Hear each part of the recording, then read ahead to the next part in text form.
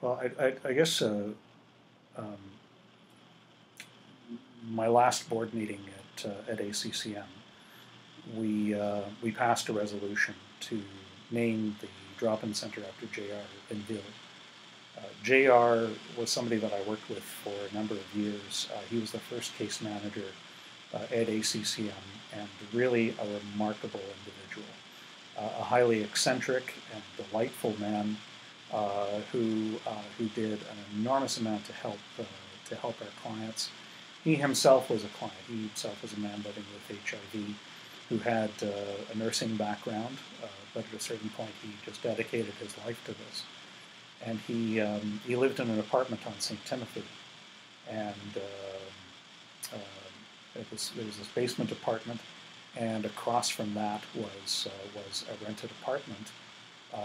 Basically, it was vacant except for all the clothing and furniture that he hoarded for a clothing and furniture depot for people who were coming into Montreal for treatment. They were coming in from all sorts of outer areas of Quebec to seek treatment in Montreal, and they needed a place. First, they needed a place to stay, but they came with very, very few possessions. They were not well off, and we had furniture, appliances, clothing, all sorts of stuff. It was just incredible, and basically, I got involved after my first client, had died. And JR somehow got it into his head that I had carpentry skills. He happened to be right. He asked me to come in and build clothing racks for him. At that point, I hadn't been involved for about a couple of months. I was sort of falling away from the organization. It was kind of sad to lose my first client. And so he drew me in and kept me busy. And I did all sorts of things like building clothing racks and collecting furniture and appliances and clothing over the weekends for him. And he got me into doing Christmas baskets. He was the first one to do that. And ultimately I took it over. But he was a remarkable individual with an incredible sense of humor. And a lot of eccentricities. Number one, he used to sleep on something like 7 or 8 mattresses. Now, I think that he was stockpiling the mattresses for other people, but he insisted that he had always slept on 8 or 9 mattresses, I think. And at a certain point, I said, wait a minute, why 8 or 9 mattresses? You mean you can tell? You can tell if you're just, what if it were just 6 mattresses? And he just looked at me like I was a complete idiot.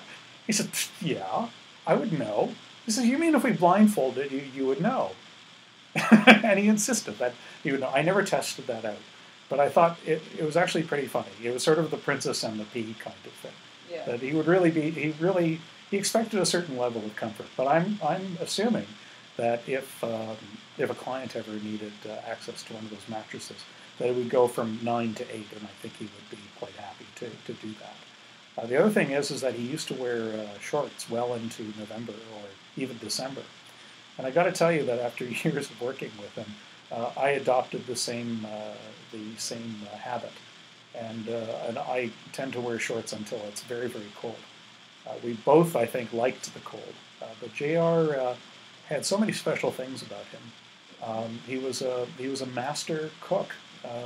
He was an expert in French country cooking. And he used to make these incredible meals for his friends. He used to cater all sorts of affairs for his friend Jacqueline Creole, who was one of our volunteers.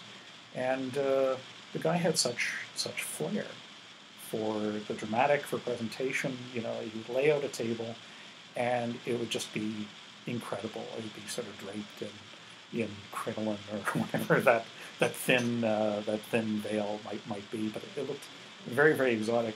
And we used to go to my friend Peter's place sometimes on the weekends, he and another friend of his, Elisa, used to spend at least part of the weekends there. And he used to bring out all of the cutlery, and lay it on the table. And if you needed, usually you just need a salad and a dinner fork. but you'd get 4 or 5. It didn't matter because you were probably going to eat dessert twice anyway. But he was he was a remarkably talented cook. He had a really acerbic wit, and in between, I guess sometimes pissing people off, he just kept on driving for something better for clients of ACCM. And he was the first case manager of ACCM, and I'm very, very proud to have known him. Just a very, very unusual and memorable character. And so I think it was an amazing idea to name what became the drop-in center after JR. Anybody that knew him would never forget him. So that's JR.